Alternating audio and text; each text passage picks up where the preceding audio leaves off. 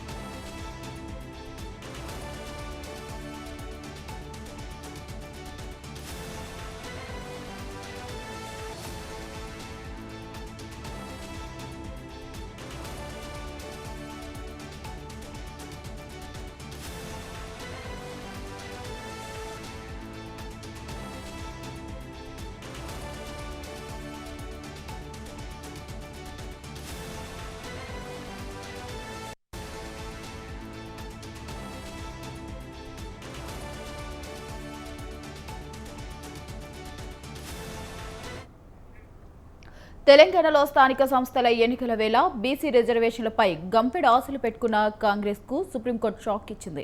BC రిజర్వేషన్ల special leave పిటిషన్ను కొట్టివేసింది.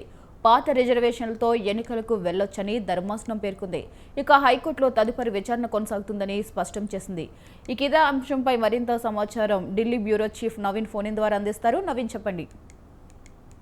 తెలంగాణలో 40% బీసీ రిజర్వేషన్ సంబంధించిన అంశాలపై ఈరోజు సుప్రీంకోర్టులో కూడా విచారణ కూడా జరిగింది. దాదాపు అర్ధగంట పాటు కూడా ఈ వాదనలు విన్న తర్వాత ఈ కేసును డిస్మిస్ చేస్తున్నట్టు సుప్రీంకోర్టు న్యాయమూర్తులు ఇటు జస్టిస్ విక్రమ్నాథ్ తో పాటు జస్టిస్ సందీప్ మనద ధర్మాసనం కూడా తీర్పిచ్చినటువంటి పరిస్థితి నెలకొంది. అయితే బీసీ రిజర్వేషన్ సంబంధించిన జీవో నెంబర్ 9పై తెలంగాణ హైకోర్టు స్టేను సాల్వ్ చేస్తూ ఇప్పటికే తెలంగాణ ప్రభుత్వం సుప్రీంకోర్టును కూడా ఆశ్రయించినటువంటి పరిస్థితి నెలకొంది. అయితే తెలంగాణ ప్రభుత్వం తరఫున ఇటు అభిషేక్ మను సింఘ్వి ఇటు వాదన కూడా వినిపించడం జరిగింది. ముఖ్యంగా రిజర్వేషన్లు నిర్ణయించుకునేటువంటి అధికారం రాష్ట్ర ప్రభుత్వానికి ఉంది అనే అంశాలపై కూడా ఇటు ప్రభుత్వం తరఫున వాదించినటువంటి న్యాయవాది కూడా ఈ అంశాన్ని కూడా ప్రస్తావించడం జరిగింది. తెలంగాణ బీసీ బిల్లుకు రాష్ట్రపతితో పాటు గవర్నర్ ఆమోదం ఇప్పటి వరకు ఇవ్వలేదని చెప్పేసి కూడా ఈ అంశాన్ని కూడా ప్రస్తావించినటువంటి పరిస్థితి నెలకొంది. అంటే అసెంబ్లీలో అన్ని రాజకీయ పార్టీలు బీసీ రిజర్వేషన్ బిల్లుకు ఆమోదం కూడా తెలిపాయి. దాని తర్వాత తీసుకున్నటువంటి నిర్ణయము ఇప్పుడు ఇచ్చినటువంటి హామీలకు సంబంధించినటువంటి అంశాలతో మేము ముందుకు కూడా వెళ్తున్నామని చెప్పేసి కూడా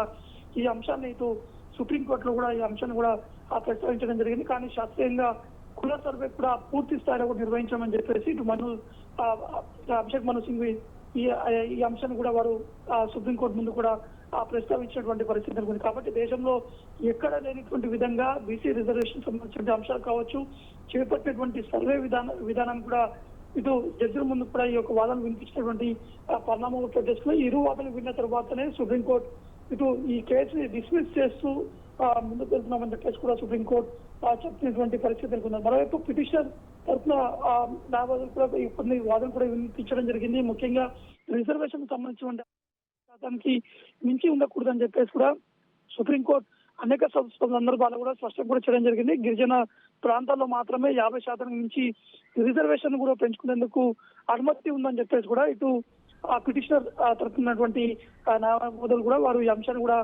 ప్రస్తావించినటువంటి పరిస్థితి. కాబట్టి ఎట్టి పరిస్థితుల్లో హైకోర్టులో కేసు ఇంకా కొనసాగుతుంది కాబట్టి హైకోర్టుకి వెళ్ళాలని చెప్పేసి కూడా సుప్రీంకోర్టు ఇటు తెలంగాణ ప్రభుత్వం కూడా చెప్పినటువంటి పరిస్థితి నెలకొంది. కాబట్టి మొత్తానికి తెలంగాణ ప్రభుత్వం మాత్రం ఇది చుక్కెదరని కూడా చెప్పుకోవచ్చు. నవీన్, మరి ఇక్కడ చూసుకున్నట్లయితే తదుపరి విచారణ అయితే హైకోర్టులో తేల్చుకోమన్నారు. మరి కనీసం హైకోర్టులన్నా మరి తెలంగాణ గవర్నమెంట్కి అనుకూలంగా వచ్చే అవకాశాలు ఉన్నాయంటారు తీర్పు 42% రిజర్వేషన్ పైన. హైకోర్టు స్పష్టం చేయడం జరిగింది. గతంలో ఉన్నటువంటి పద్ధతి ప్రకారమే ఎన్నికలు కూడా వెళ్ళాలని చెప్పేసి కూడా హైకోర్టు స్పష్టం కూడా చేయడం జరిగింది. కానీ కొంతమంది కాంగ్రెస్ పార్టీకి సంబంధించిన నేతలు కావచ్చు, స్వయంగా ముఖ్యమంత్రి ఢిల్లీలో ఉన్నటువంటి సందర్భంలో కొన్ని అంశాలు కూడా ప్రస్తావించడం జరిగింది. ఒకవేళ బీసీ రిజర్వేషన్ 42% ఇవ్వకపోతే పార్టీ పరంగా కూడా మేము ఇచ్చి ముందుకు వెళ్తామని చెప్పేసి కూడా ఇటు సీఎం రేవంత్ రెడ్డితో పాటు టీపీసీసీ చీఫ్ కూడా ఈ అంశాన్ని ప్రస్తావించినటువంటి పరిస్థితి నెలకొంది. కాబట్టి ఇప్పుడున్నటువంటి పరిణామాలు కావచ్చు, ఇప్పుడు సుప్రీంకోర్టు పైనే వారు ఎక్కువగా ఆశలు కూడా పెట్టుకోవడం జరిగింది. కానీ సుప్రీంకోర్టులో ఈ విధంగా తీర్పు రావడంతో ఏ విధంగా ముందుకు వెళ్ళాలన్న అంశాలతోటి ఈరోజు జరిగేటువంటి కేబినెట్ సమావేశం కూడా ఒక నిర్ణయంలోకి వచ్చేటువంటి అవకాశాలు కనిపిస్తున్నాయి. Right, thank you Naveen, thanks for the updates.